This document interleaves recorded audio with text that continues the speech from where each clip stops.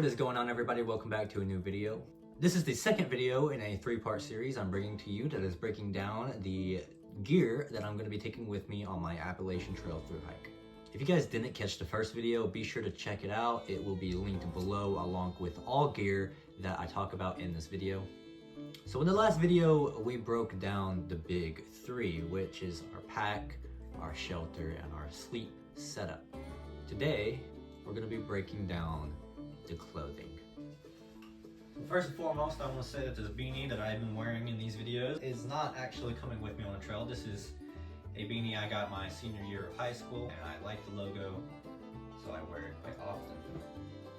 This is the beanie that we're going to be taking with us on trail, and it's better because it's a bit more heavy duty, so it's going to keep our head warmer, and it also comes with this handy dandy flashlight. Alright, so this beanie is a Night Scout rechargeable beanie. I can pop the light out real easily, and it plugs literally straight in to any USB port. And I think in all my time having used this beanie, I've only had to charge this once, so I'm not sure exactly how long the charge on this is, but it is fairly good. This is a Bushnell headlamp.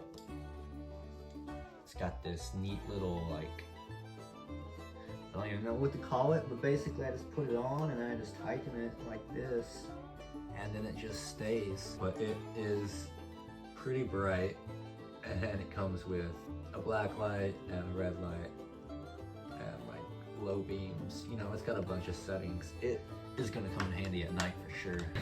I'm gonna do my best to link all of this gear in the description for you guys, but some of this stuff I've had for years and have been gifted, so there might be a few things I can't find the links to, but I will definitely try my best for you. Alright, so now moving down our body,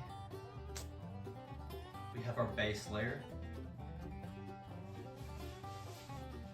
What we have here is a pair of wool thermal underwear, and the shirt is by Odlo, I think. I've never heard of this brand, but I also got this shirt off of REI, and it was a little small, but I'm probably going to lose a bit of muscle mass when I actually get out on trails, so it's not a terrible option. All in all, it fits me fairly well, except for around the shoulders. It is quick dry and odor wicking, I think. This is just our base layer for our day-to-day hiking. Moving on to our pants. This is a pair of Craig Hopper's convertible pants. Convertible meaning right here, there is a zipper, and I can take the bottom half of these pants off, essentially making them into shorts. These pants are water resistant. On the side here, we have a pocket with a zipper, and then these pockets are pretty roomy. So you got pockets here, you got pockets here, you got pockets here. Plenty of space for me to carry, anything that I don't want to have to continuously have to dig out of my pack. So now moving on to our mid layer. This is the hoodie that you've seen me in most. This is a hoodie by Ultimate Direction. I got this off of REI, I believe, for about $100. But I do love this hoodie.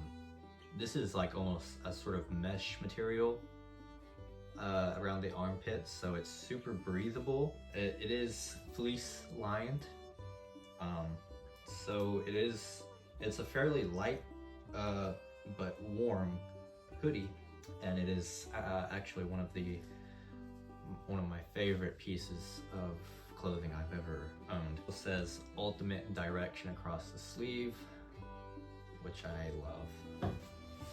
Alright guys, so moving on to our feet. These are the socks. What we have is 2 pairs of socks to interchange as we hike if one gets wet, and we've got the other one to fall back on. And for really cold days, I've got a very light pair of socks. Just these socks I've owned for years. I think they're literally just cotton, so they're not even a good material to take on the trail, but underneath of my, oh, forgot to mention, these are darn tough, obviously.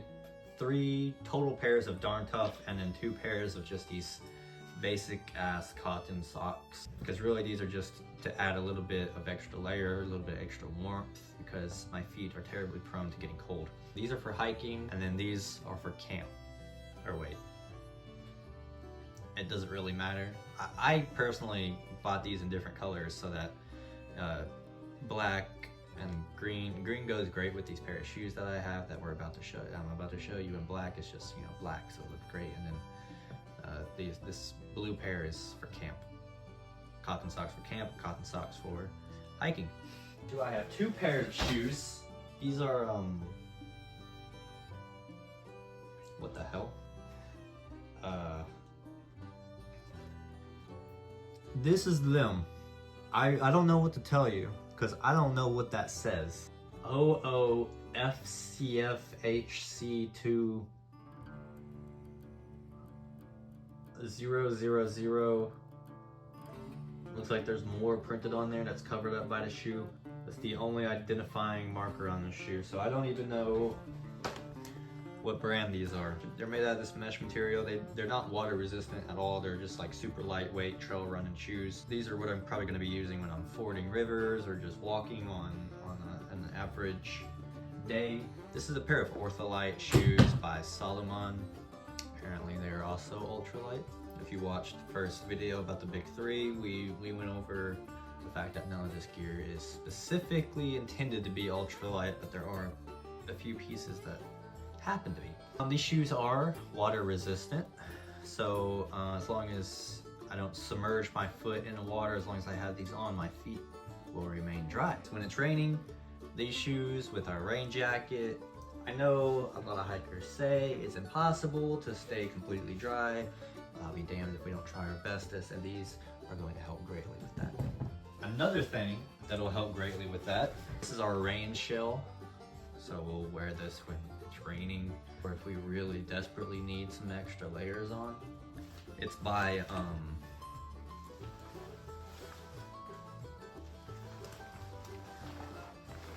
I don't know. There's 0 identifying markers on this thing. So if I can manage to find it, you guys can find this in the description. If not, I'm so sorry. Let's talk about our hands for a second. I've got 2 pairs of gloves that I'm going to be taking with me. First being this pair of Fan Vents. Both of these gloves actually have the ability for me to interact with the interfaces on my electronics. This is a fairly light pair, whereas I got these, which have this real soft lining on the inside that are a bit more heavy duty and thick, and it is possible for me to wear one layer underneath the other. Covered the base layers and the mid layers and the rain shell, and everything we'll be wearing on our extremities. So now we just have our puffer and our sleep gear, and that'll do it. This is a Amazon Choice puffer.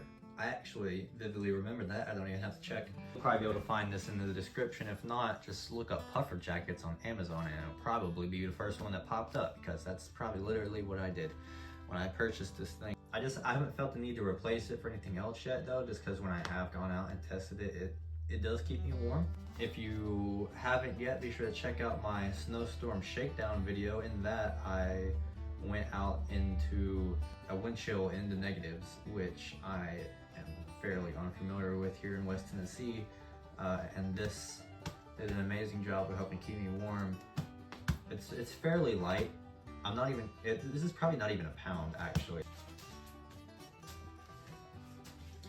This is my sleeping pad. It weighs about 17 ounces.